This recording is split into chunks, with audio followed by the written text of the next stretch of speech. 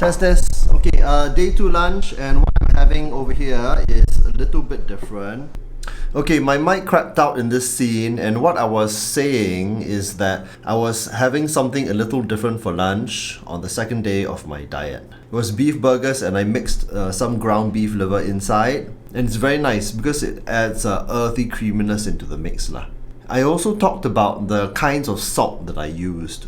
I tend not to use table salt because refined table salt often contains additives like anti-caking agents. The most common ones are calcium silicate, magnesium carbonate, and sodium aluminosilicate, but they are typically harmless. However, there is some debate over sodium aluminosilicate, E554, which has small levels of aluminium. It's known that high levels of aluminium intake from all dietary sources over long periods has been associated with neurological effects. But the connection is not well established, and it is a topic of ongoing research right now.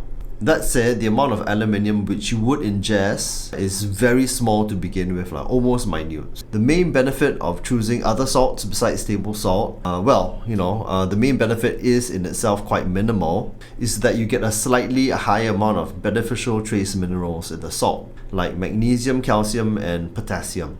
I stress again, the benefit is minimal, because what matters more is actually how much of the salt you actually consume rather than the quality of salt itself. So for most people, normal table salt is actually perfectly fine, but if you can afford better, then why not lah? So what we do as a family is that we no longer use table salt, but for day-to-day use, we use sea salt, which is roughly about double the cost lah. 45 cents versus 22 cents a packet, something like that.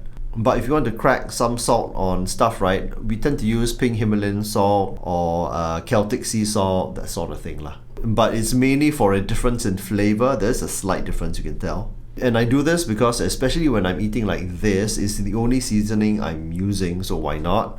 And of course, for that slightly higher mineral content lah. So, there you go.